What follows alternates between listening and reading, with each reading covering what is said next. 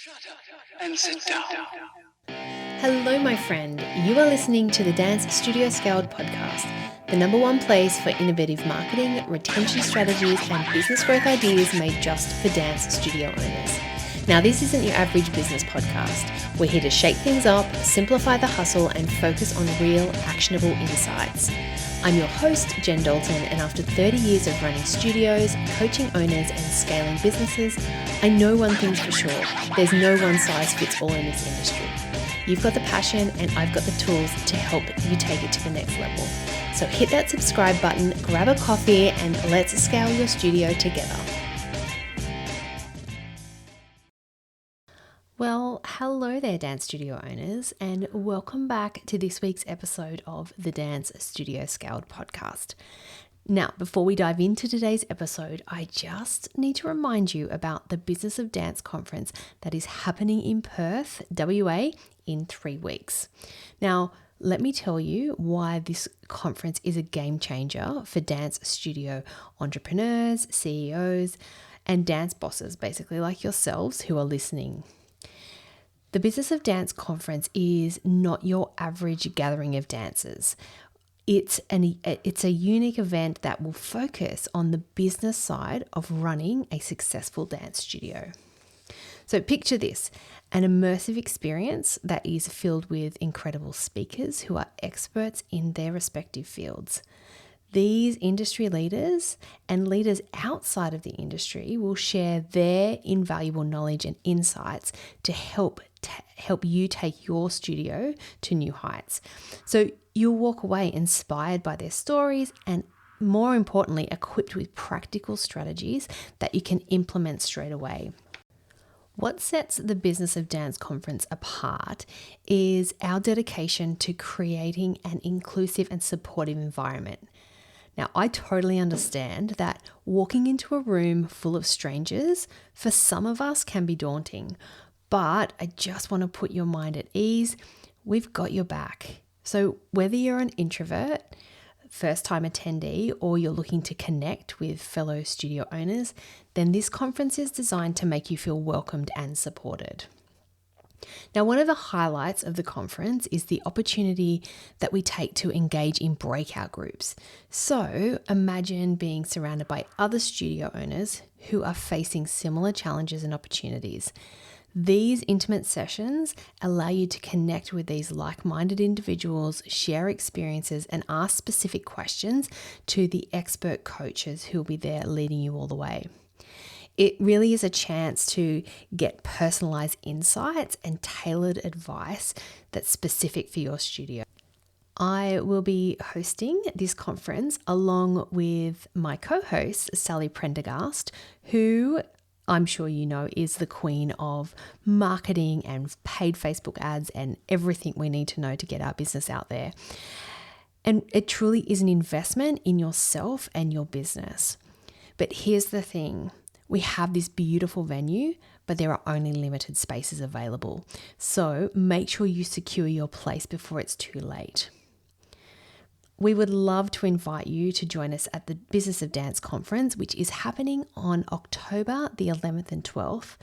And we are gathering in the most beautiful venue of Bell's Function Centre in Perth.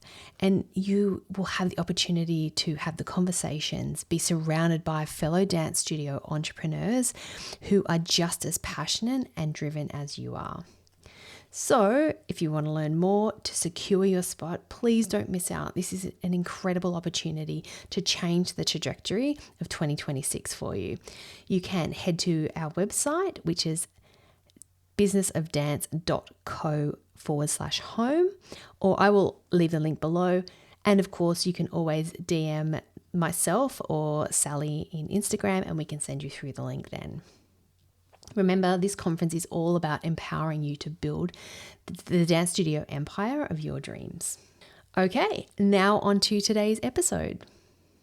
Well, I am so excited to be here today and bring you the queen of studio marketing. In our industry, we are so lucky to have you on board, and thank you for giving us your time today. Sally Prendergast from Dance Studio Marketing. Hello, I'm so glad to be here and to talk all things marketing and advertising, my geek out favorite subject. Look, I love it. I, first of all, am so grateful to have you in my sphere because I know how far ahead you are with information and the latest things that are happening that we need to stay on the forefront with because it really is the difference between successful marketing and not as successful marketing. And for us lay people who, you know, we need to trust in the experts, it is changing so quickly that it is hard for us to keep up. So having people like you giving us the information, continually keeping us updated, I really, really appreciate that. So thank you. My pleasure. It's my weird obsession is this whole marketing universe. And as you and I are both studio owners of so many decades already, aligning it with what we already know just is easy, right? Totally, totally. Now, are you able just to give everyone a bit of an update about what's happening with you? Yeah, if everyone, for those who haven't had an update on what's happening in Sally Prendergast's world, could you please give us a quick one? Yeah, sure. So, for those of you who don't know, I own a business called Dance Studio Marketing, and I help dance studios all over the world with social media, marketing strategies, and paid ads to get more leads, more students in their classes, grow their business. And the thing that's been really pushing me over the last 12 months is really getting the word out about how paid ads actually work for dance studios. So I've been at expos and events all over the place from DTE and VDF in Australia, but also over in the UK to Deborah Law's Dance Business Conference. I attended while I was on the other side of the world. I also attended a mastermind group of my own because I'm such a big believer in my own professional development as well. So I went to Canada for that. Yeah, it's been a busy year. And now you and I very soon have got the Business of Dance conference in Perth on the 11th to 12th of October, which I'm also super excited about. There's something about these in-person events where you have that personal connection with people and you get to have real conversations and workshop through real problems. And I just think they're super powerful. So really looking forward to that one too. Yeah, absolutely. I am, I just agree with you with the fact when you're in the room with people, like-minded people, what we can achieve is incredible and can literally set us up for, the next 3 months, 6 months ahead. So very, very excited about what you're going to be bringing to the studio owners there as well. And we're going to cover a little bit of that on this call today. So, we'll give everyone a bit of a taste so they know, but know that if you are in the room, it will literally be hands on and we'll be doing it together. Yeah. So let's get into the idea of content strategy and just how now it's more important that than it's ever been before. Could you speak to that a little bit? Yeah, sure. So social media is obviously that's something that I get asked about a lot, and it's a point of sometimes big confusion with dance studio owners. So most dance studio owners know they need to utilize social media, but exactly how they use it can be pretty confusing and often really overwhelming because there are a lot of experts in the world telling us to do all sorts of things on social media. I guess the difference for me is I work exclusively with dance studio owners, so I know in real time what is working and what isn't. And the big thing at the moment is making sure that our content is actually funneling people from social media into our dance studio. If it's not doing that, it's kind of defeating the purpose as a marketing channel. So the difference being in the past, we were just told to be consistent. So make sure that you pick a content pillar and just be posting every day or every week. And you'd often see things like Motivational Monday, Throwback Thursday, Testimonial Tuesday. And these were just ways that we stayed consistent with our content. And I call that a content strategy, or it's really a posting strategy. To get a really good content strategy is working out what is it that gets someone from seeing a post to a paying customer. And that's not necessarily a simple journey. And in fact, probably in the last 12 months or so, that journey has changed. So in the past, you might have heard of something called a marketing funnel or the buyer's journey or a sales funnel. And that's really talking about the steps that a potential customer takes to get to us. And it usually involves becoming aware of dance in general, then becoming aware how dance can solve a problem for them, then becoming aware that your studio is the right studio to choose, and then trusting your studio enough to look further into it, and then maybe trying something at your studio, whether it's a free trial class, a paid trial class, a workshop of some kind, and then they may buy, and then you upsell, and then retention kicks in. So that kind of buyer's journey used to be very clear. Now what we're finding with more and more people kind of living their lives online is there's an awareness part, and then there's a really messy middle. And so once upon a time, if you had a paid ad that was converting, you would just track who clicked on it, who gave you their information, who signed up. Now what we're more interested in, because this is the behavior that's changed, is people will often see an ad, then go to your social profile, they'll have a look there, then they'll go to your website and they'll have a look there, then they may contact you. And so you're not even really sure that people are coming directly from your ad. And it's interesting because a lot of people have survey questions somewhere in their sales process. How did you hear about us? But even answering that question doesn't actually answer that question, because it's usually the last place they heard about you, not the first place they heard about you. So social media content and the way that we build a content strategy is really addressing that messy middle section. And instead of just posting for the sake of posting, what we want to do now is make people aware of what we do, why we are the right choice, what problems we solve, and how they can make the next step. And making sure that content is on our social platforms is what gets people from social media to our studio. And then on top of that, especially in the last 12 months, is making sure that your social media content is optimized for search. Whether people are searching on social media for you, on Google for you, or in any AI search platforms. You want all of your content to be optimized for search. And that is the next layer that a lot of dance studios, I think at the moment, are not paying enough attention to. Whoa. Okay. So that is really interesting. When you start talking about the consumer behavior of checking, that is me. I can see myself in that. So of course our customers and potential customers are doing that as well. So it's just so good to be brought to our awareness that something so simple is so powerful right now. So essentially ads then won't work, right? So if we don't have everything all set up strategy wise, then the ads won't work. Is that correct? Yeah, so I often say to people that ads are not a solution by themselves. They're not the answer. They're one part of a much bigger, what I call a marketing ecosystem. The ad, it doesn't, so people are looking for a solution in terms of business owners. So dance studios are looking for a solution to get more students in classes. That's usually when people come to me for paid ads. However, getting paid ads to really work for you is highly dependent on your organic social media being strategically up to date, making sure that if you have a paid ad campaign about preschool classes, which a lot of dance studios do at any given moment, making sure there is content on your social media showing preschool classes is actually really important.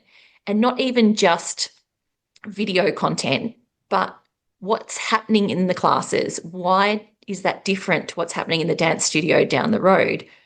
What are those kids achieving? What are the benefits to those children? What are the benefits to the parents who are the customers?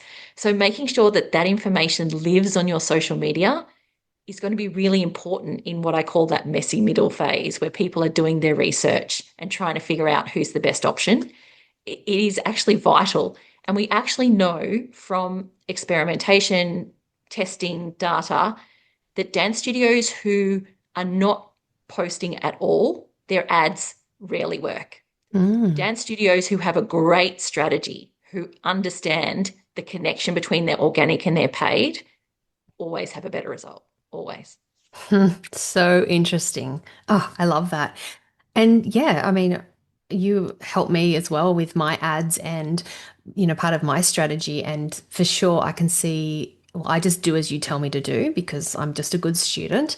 But the results speak for themselves. The data speaks for themselves. So I appreciate you being able to share that with everyone as well, and anyone listening. Again, like it changes so fast. For a studio owner right now, is what's the first thing you would suggest to really tidy up this process?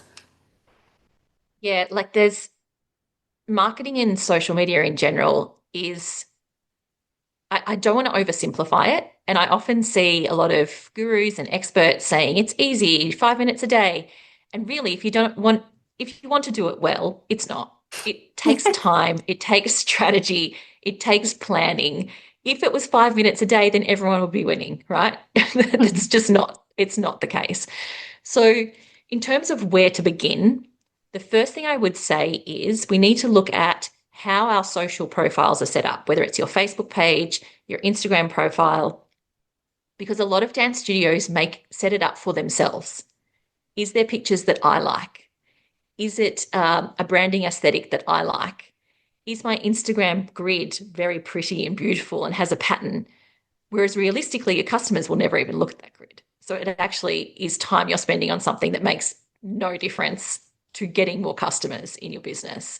So what I say first and foremost is make sure it's very clear. If I land on your profile, I know exactly who you are, where you are, and you'd be amazed how many people don't have their location on their profile. So who you are, where you are, and who you serve.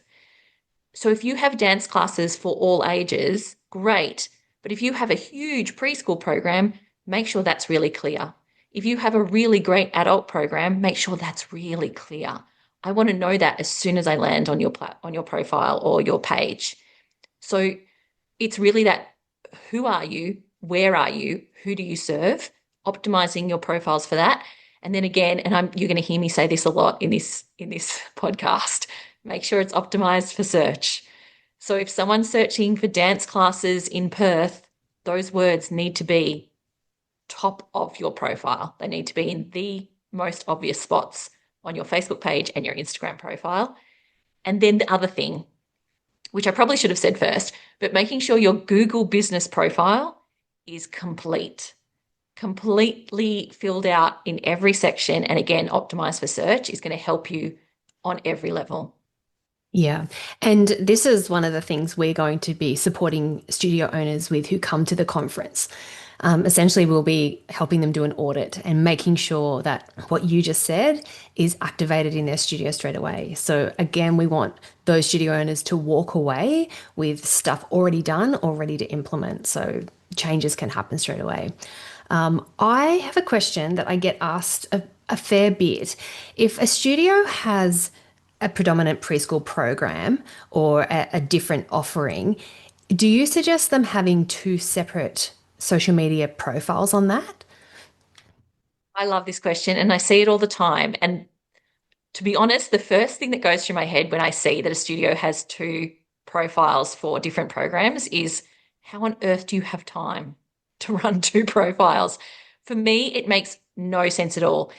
I understand from a branding perspective, and again, with all the love in the world, it's going to be mostly about the studio owner separating those programs out. So I know a lot of studios who have who have a branded preschool program will create a profile just for that preschool program because they don't want it to interfere with the branding of the rest of their business. And I just want to say to those studio owners, I get it because aesthetics are really important to us in this industry, but it isn't important to your customer.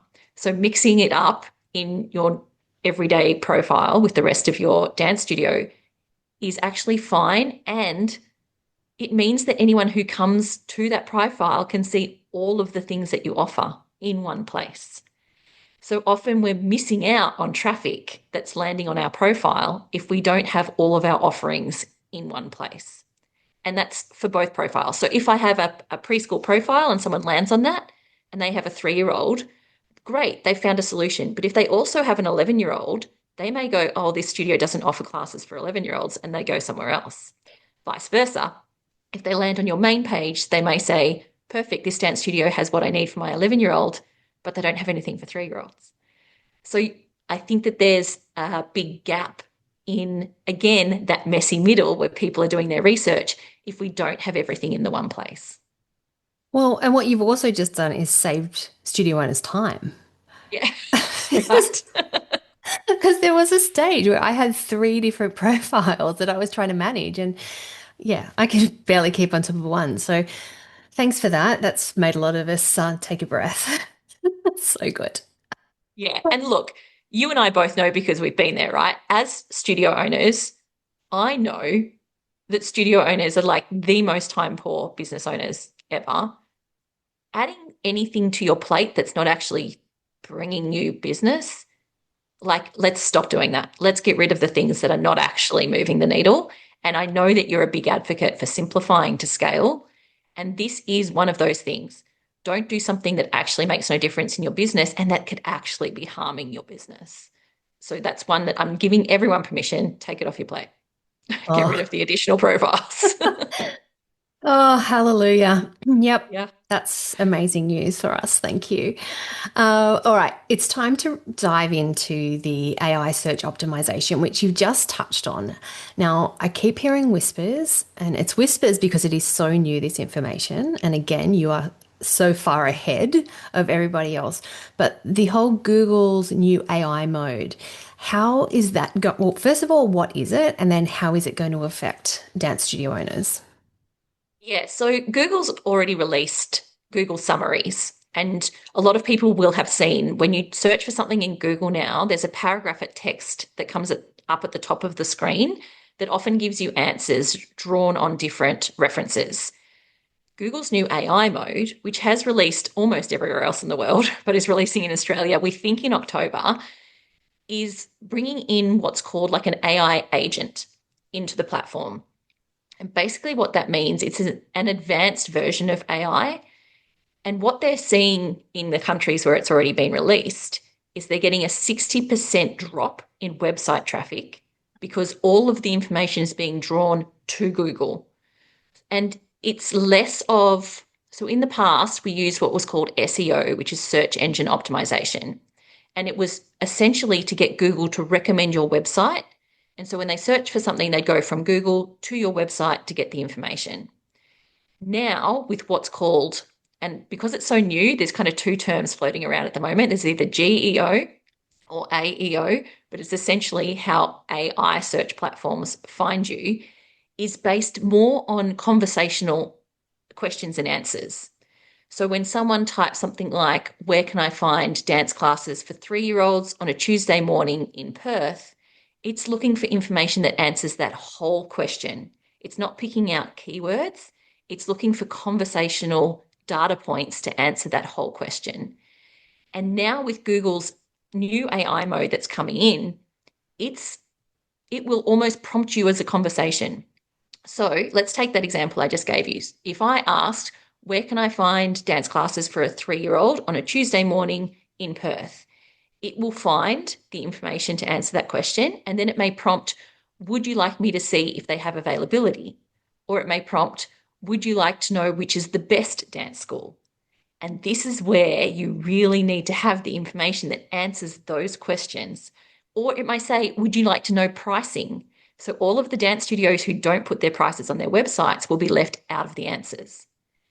And here's why it's important. It will not even recommend you. And a customer may be able to find all the information that they need from a conversation in Google without going to anyone's website, without clicking a button anywhere, without registering their details through your CRM. A customer will now find everything they need just on that Google platform, which is why we need our information optimized, because you could just get left behind really quickly when this comes into place. Oh my gosh, my brain is exploding. This is game changing. This really is a huge change. And again, if you're not keeping up, you're going to fall behind, not just fall behind, but fall behind quickly. And Yeah. it's a lot when dance studio owners generally start their businesses to teach dance. So there is so much information, and yeah, really appreciate how clear you just described that because yeah, but it is a thing we're going to have to stay on top of. Now, we are definitely going to be covering more of that at the conference and going into more detail with the studio owners who do come. You yourself, how are you supporting dance studios at the moment with this new information? Yeah, if you could let us know. Yeah, for sure. So I've started touching on it with my mastermind group. So I have a dance ads and marketing mastermind, and we've started touching on the information. I've started letting them know where they can start implementing these things that are going to make a difference. But because the people I've been talking to have been showing so much interest and a smidge of panic, Oh, you're seeing it in my eyes? which to be fair, when I first heard about it, I felt that panic too. Because again, like you said, I think businesses who don't get on this are going to get left behind quickly.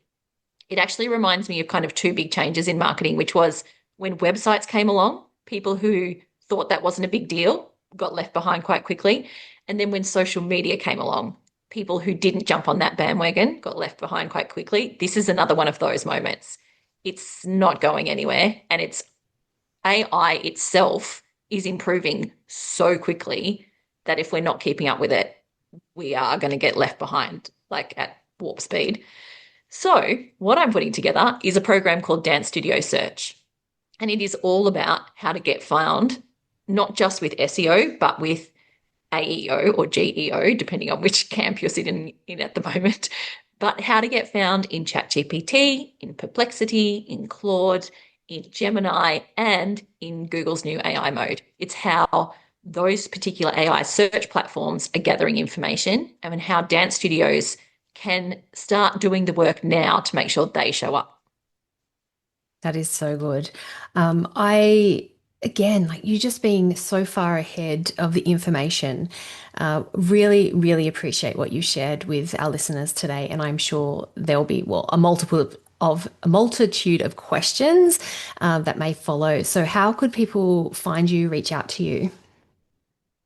So the best place to find me is on social media, funnily enough. Perfect. So if you search for Sally at Dance Studio Marketing, you'll find me. And I will absolutely be promoting Dance Studio Search as soon as it's ready to launch. That will be not far away at all. But as soon as it is, you will hopefully see that everywhere if I'm good at marketing. But also come to the Business of Dance conference. We are going to be implementing some of this live in real time with me there so that you can ask me questions. I'm telling all studio owners to bring their laptop because we're doing the work. We're not talking at you, we're working with you to get things done. And so if you have the time at all on the 11th and 12th of October, take it as an opportunity to really get ahead of the game quickly. So yeah, they're the best places to find me. Sally at Dance Studio Marketing on your favorite social platform, or feel free to get in touch with Jen or I if you want to come along to the Business of Dance conference in Perth. Amazing. I've got a question. Do you think websites are going to become redundant, and do we need to keep working on our SEO? What do you think the future lies there? This is interesting. I actually asked this question at the presentation I went to when they were talking about AI search. And the guy gave me a really good answer, actually. And he said they won't be redundant, but how they're used will be really different. So, like I said before, in Google's AI search mode or any of these AI search platforms, they're they're going down the road of people won't leave them to go and see websites. However, the information still has to be pulled from somewhere. Hmm. So using your website almost as an information center and updating it regularly and putting in data. So, for example, if I backtrack slightly, one of the things I said before was the AI platform might prompt you to, or you may ask, what's the best studio? And if a studio in your area has written in their website award-winning studio and has put the details of the business awards they've won and why they're the best in the area, and they have testimonials on there and case studies, the AI platforms knows to look for all of that to recommend that studio as the best studio. That has to live somewhere. So if you don't have a website, you're also missing out. So I just think the way websites are going to be used is going to be different. Oh, yeah. Wow. I love that. I love that. Well, okay. Well, you know what? It sounds like we all need a new strategy. Would that be right? Yeah. Well, this is the thing, right? Marketing strategies are not one and done because the world changes. And you and I have talked about this many a time, but the way that people communicate, the way they connect, the way they behave, consumer behavior changes regularly. And so your marketing strategy has to keep up with that, let alone the changes in marketing and advertising. So, yeah, your marketing strategy does need updating if it hasn't been updated or not looked at all in a little while. Now's the time because there's a huge opportunity to get ahead. Yeah, that's fabulous. And consumer behavior and sales psychology are other things we're going to be chatting about at the conference. So, super excited about that. All right. Is there anything else that you want to leave our listeners with or anything I've missed before we wrap up today? No, I don't think so. I mean, you know me, I could bang on about marketing and advertising for hours. The one thing I will say is a lot of studios come to me for paid ads because they're looking for a solution to their own problem. And what I will say is paid ads work, but you need to have a great offer. You need to know your audience. Your organic socials need to work. Your follow-up process needs to be in place. There are a lot more things that make paid ads work other than the paid ads themselves. And I can give you the best strategies to make your paid ad campaign work. But if you don't have the other pieces in place, they won't. So again, we'll be talking about it at the Business of Dance conference. But that's kind of the big takeaway for me because it's where a lot of people come to me first is for paid ads. And so I guess that's just a bit of advice from me because I answer the question the same way a lot. Oh, I freaking love you. I so thankful that you're here today. And I know that our listeners have got so much out of this episode. Thank you. Until the next time, hopefully, as you said, we get to see some of these studio owners at the conference in a couple of weeks. And yeah, if anyone has any questions in relation to anything we've spoken about today, reach out to Sal because she is the queen.